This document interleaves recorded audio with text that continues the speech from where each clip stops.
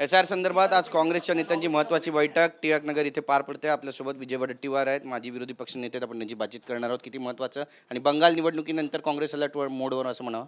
नक्कीच बंगाल निवडणूक बेमानी करून जिंकली, मतं तिथली 92 लाख मतं त्यांनी वगळली। ही ही विरोधकांची मतं होती, हे माहीत आहे। आता तोच फॉर्म्युला महाराष्ट्रात लावून विरोधकांची मतं कमी करण्यासाठी हे केलेले षडयंत्र आहे। त्यामुळे या षडयंत्रामधून कसं बाहेर पडता येईल आणि त्यात आमच्या लोकांना त्या पद्धतीचे ट्रेनिंग देण्यासाठी आम्ही BLA 1 नेमलेला आहे।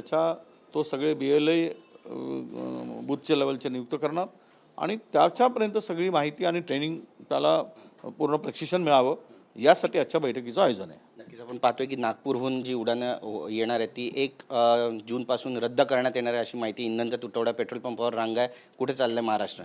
महाराष्ट्र काय देशच गेलाय हातातून, देश उद्ध्वस्त झाला आहे, देश बर्बाद झाला आहे, देशाला विकलं आहे। फक्त ही सगळा देश तुमच्या सगळ्याच्या मीडियाच्या परसेप्शनवर चाललेला आहे।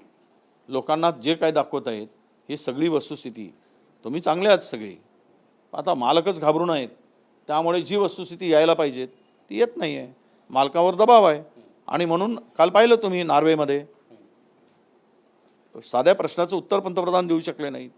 म्हणजे यावरून इथल्या मीडियाच्या संदर्भात जो ग्राफ पडलेला आहे की जो प्रामाणिक किंवा फेअर जे काही द्यायला पाहिजे ते होत नाही आहे। म्हणूनच आम्ही हा देश तिकडे चाललेला आहे। तुम्हाला विनंती आहे की सत्यता सगळ्यांनी दाखवा देशाची, देश कुठे चालला आहे। डॉलर संपला आहे, डिझेल पेट्रोलचे वांदे झालेत, सोनं घेऊ नका म्हणतात, बाहेर जाऊन ते फिरत असतात।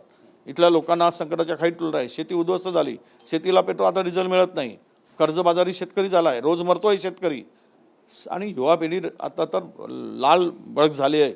आणि या सगळ्यामध्ये ही सरकारने देश चिंता राहिली नाही, स्वतःच्या खुर्चीची चिंता ठेवून हे काम करतायत। खुर्ची, सत्ता आणि ती सत्ता मिळवण्यासाठी धार्मिक तेढ एवढंच या सरकारचं काम आहे।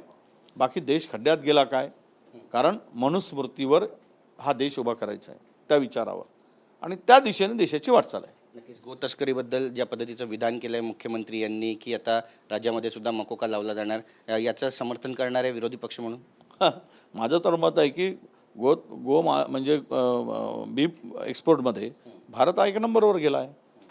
माहिती घ्या, पूर्वी कोणत्या नंबरवर होता, आमच्यावर आरोप करत होते।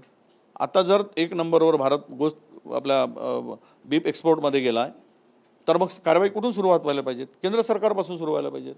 त्यांनी हे सगळं केलं, तिथेच विकणार नाही याचं मुळाशी गेलं पाहिजे ना।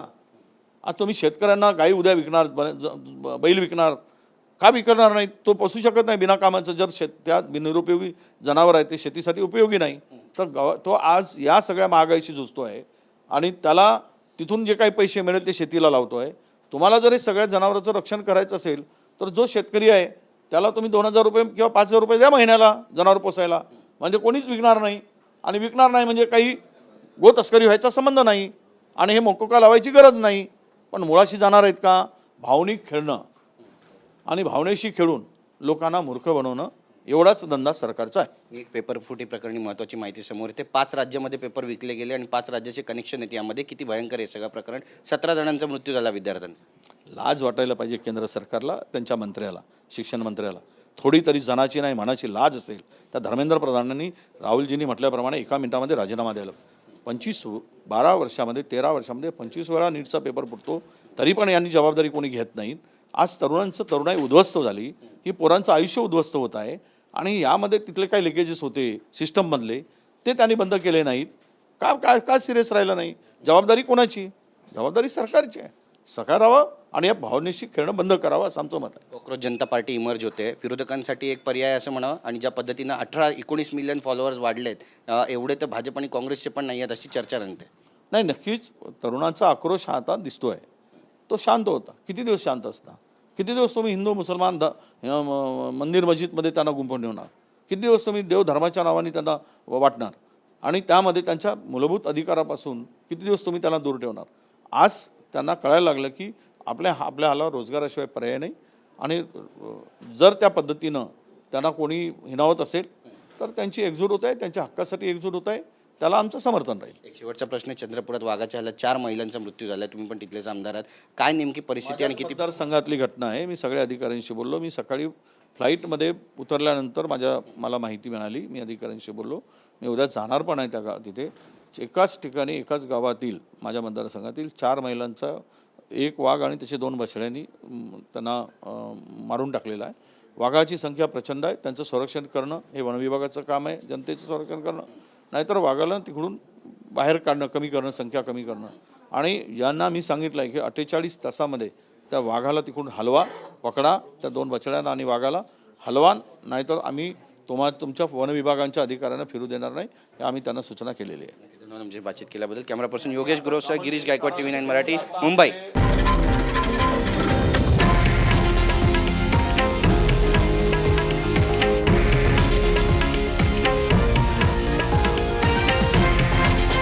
हे आहे देशातील नंबर 1 न्यूज नेटवर्क आणि आपण पाहत आहात TV9 मराठी, एकमेव.